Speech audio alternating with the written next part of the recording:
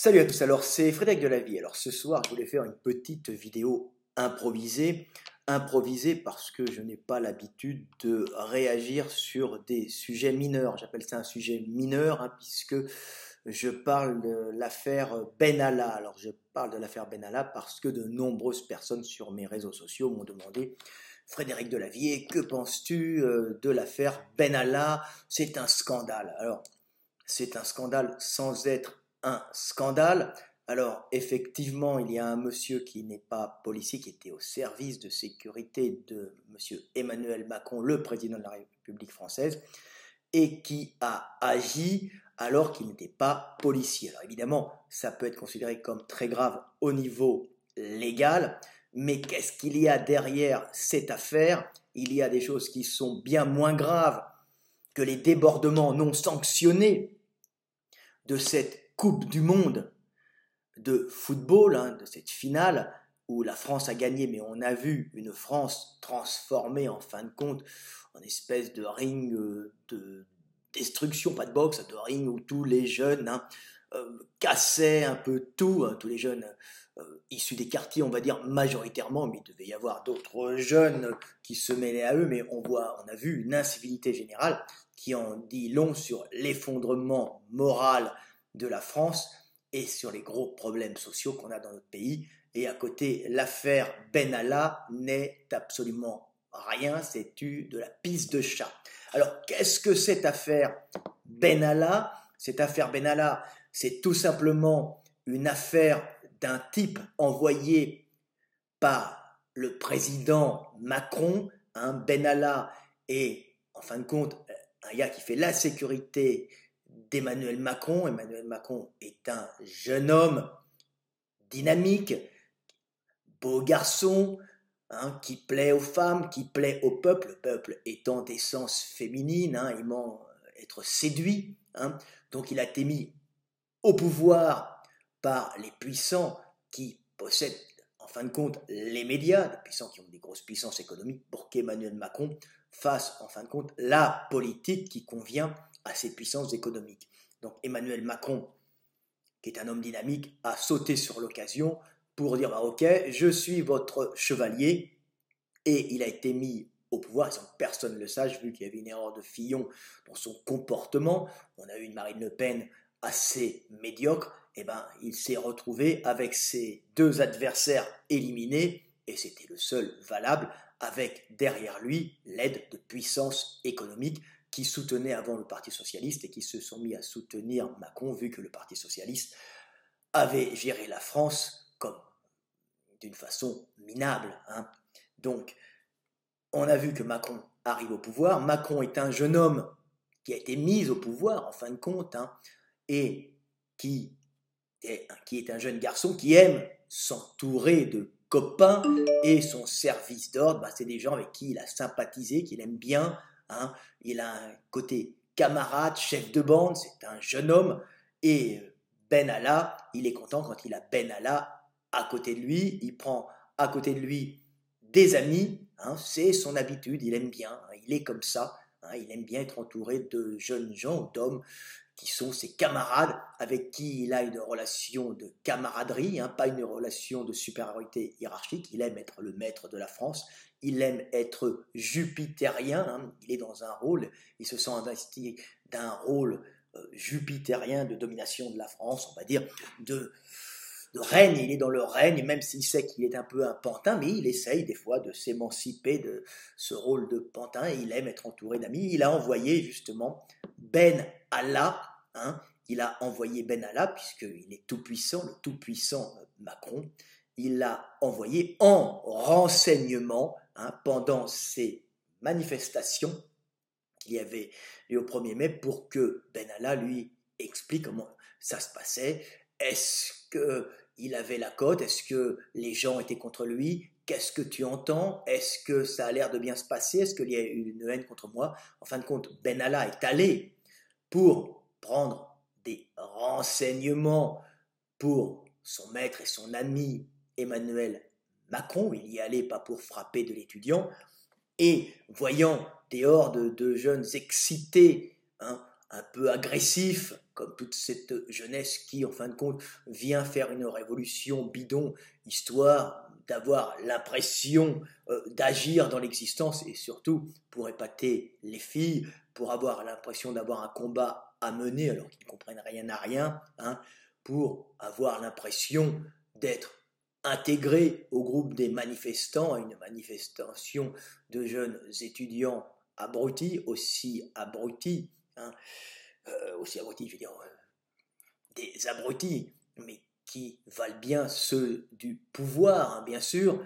Hein. Donc il avait envoyé le jeune Benalla, qui a vu justement des jeunes abrutis agressifs, insultant les forces de l'ordre, avec tous les slogans classiques, liberté, euh, sale flic, pourri du pouvoir, et bien sûr, ce qu'ils sont en partie, bien sûr, puisque les policiers normalement protègent les gens, mais sont souvent aussi les larbins de l'oligarchie. Hein. Il n'y a pas d'innocents, hein. Ils sont tous coupables, mais à force de se faire insulter par de la petite bourgeoisie haineuse qui retournera dans le giron de papa et maman après, qui reprendront les affaires de papa et maman, là ils se donnent juste l'impression, pécaste, hein, d'être libres un instant, hein, pour frimer devant leurs copines. En général, ça se passe comme ça, c'est comme ça dans le 5e et 6e, ce sont ou les fils de profs de la petite bourgeoisie médiocre, ou même j'ai vu des fils de bourgeoisie plus élevée qui se prenaient pour des Che Guevara et qui après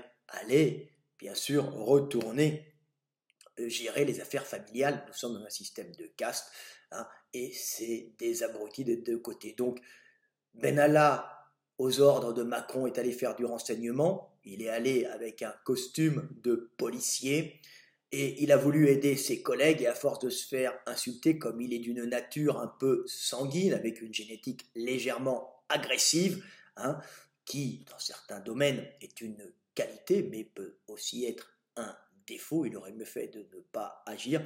Il a voulu défendre avec vigueur et virilité ses camarades policiers qui se faisaient insulter.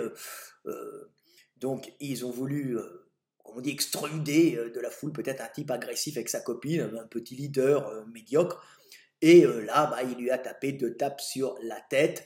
Et malheureusement, il a été filmé, et d'où le drame. Alors l'affaire Benalla, c'est tout simplement une affaire d'un type qui a été envoyé en renseignement par son copain chef de l'État et qui s'est fait avoir. On a vu sa tête, comme tout le monde l'a reconnu. Et on se dit, qu'est-ce qu'il fait ici? Et ça fait une affaire d'État. C'était simplement un gars qui était allé faire le thermomètre, hein, le thermomètre dans le cul de la manifestation pour en rapporter, en fin de compte, des renseignements à Emmanuel Macron, qui veut savoir, en tant que chef d'État, comment ça se passe autour de lui.